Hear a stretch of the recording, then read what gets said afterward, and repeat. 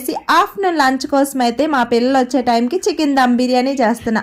Chicken dum biryani అంటే పచ్చిమిర్చి, అలాగే కొంచెం కొత్తిమీర, పుదీనా, ఒక మీడియం సైజ్ 3 టమాటాలని పేస్ట్ చేసి రెడీగా పక్కన పెట్టుకున్నా.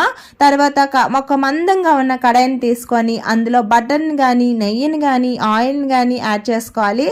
నేనైతే బటర్ని యాడ్ చేసుకొని మంచి మీడియం సైజ్ ఒక 3 ఆనియన్స్ని తీసుకొని నిలువుగా కట్ చేసి ఇందులో యాడ్ చేసుకోవాలి. చక్కగా ఈ ఆనియన్స్ని ఐ ఫ్లేమ్లో చక్కగా బ్రౌన్ కలర్ వచ్చినంత వరకు కూడా ఫ్రై చేసుకోవాలి. ఈ కలర్ వచ్చినప్పుడు తీస్తే మనకి కరకరలాడవు ఆనియన్స్ అనేవి.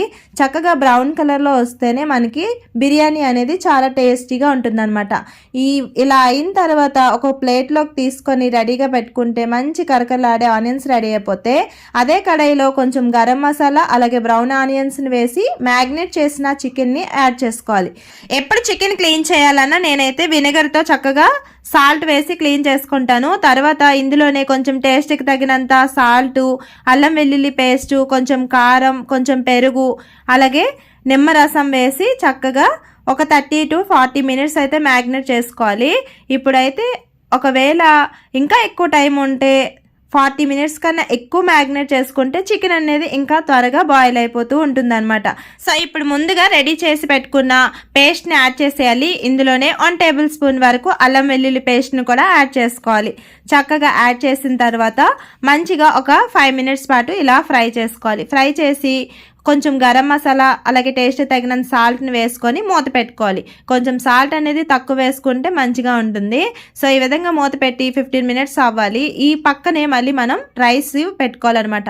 నేను రైస్ నానబెట్టినప్పుడే చక్కగా బాస్మతి రైస్ని అయితే చక్కగా క్లీన్ చేసి ఆ రైస్లోనే కొంచెం పచ్చిమిర్చి, అలాగే జీలకర్ర, కొన్ని గరం మసాలా స్పైసెస్, కొత్తిమీర, పుదీనా, అల్లం వెల్లుల్లి పేస్టు, అలాగే ఆయిల్ని వేసి చక్కగా బాయిల్ చేస్తున్నాను.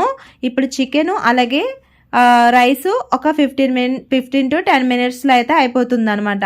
ఎందుకంటే రైస్ కూడా ఆ విధంగా వేసి మనం బాయిల్ చేసుకున్నాము అంటే చాలా చక్కగా మనకి ఫ్లేవర్ అనేది బిర్యానీ బాగుంటుంది.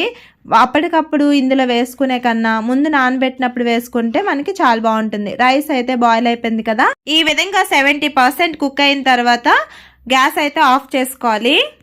సో ఇప్పుడు చికెన్ అంతా కూడా ఒక లైన్లో పెట్టేసుకొని దాని మీద ఈ విధంగా లేయర్ లాగా రైస్ వేసేసుకోవాలన్నమాట. రైస్ని వేసిన తర్వాత కొన్ని ఫ్రైడ్ ఆనియన్స్ని అయితే యాడ్ చేసుకోవాలి. ఈ విధంగా కొన్ని కరకరలాడుతున్న ఈ ఫ్రైడ్ ఆనియన్స్ని వేసి దాని మీద పైన కొంచెం కొత్తిమీర, అలాగే కొంచెం పుదీనాని యాడ్ చేసేసుకోవాలి. తర్వాత సేమ్ ప్రాసెస్లో ఇంకొక లేయర్ని యాడ్ చేసుకోవాలి.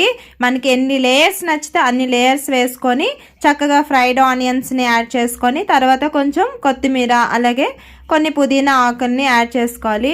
లాస్ట్ ఫైనల్గా అయితే నేను సహీ బిర్యానీ మసాలా ఉంటుంది కదా, అదైతే యాడ్ చేసుకుంటున్నాను అనమాట. మంచి టేస్ట్ అయితే వస్తుంది. ఇంకా నేనైతే పైన అలా సహీ బిర్యానీ మసాలా యాడ్ చేసేసి అసలు కలపకుండా ఉండాలన్నమాట. ఇంకా ఈ బిర్యానీ మసాలా వేసిన తర్వాత సాఫ్రాన్ మిల్క్ కానీ, అలాగే ఒకవేళ అది కానీ లేదు అంటే సాఫ్రాన్ పసుపులో కొంచెం వాటర్ని యాడ్ చేసేసి ఈ విధంగా కూడా వేసుకోవచ్చు, కలర్ కూడా వేసుకోవచ్చు. వేసిన తర్వాత మూత పెట్టేసి తర్వాత ఒక దోశ ప్యాన్ తీసుకొని, అంటే ఇలా అడుగు అయితే అస్సలు మాడిపోకుండా ఉంటుంది. దోశ ప్యాన్ పెట్టి ఈ బిర్యానీ పాట్ని పెట్టి దాని మీద బరువుగా ఉన్నది ఏదైనా పెట్టేసుకోవాలి. ఎటువంటి ఆవిరిపోకుండా మంచిగా దమ్ చేసుకోవాలి. అందుకోసం అని చెప్పి నేను ఈ విధంగా పెట్టుకొని 15 మినిట్స్ తర్వాత ఓపెన్ చేసి చూస్తే అసలు మంచి ఎమ్మి అయిన దమ్ బిర్యానీ అయితే రెడీ అయిపోయింది. ఏ రెస్టారెంట్ కూడా సరిపోదు అంత టేస్టీ అయినా అస్సలు మాడిపోకుండా చాలా టేస్టీగా ఉండే ఈ దమ్ బిర్యానీ అయితే రెడీ అయిపోయింది.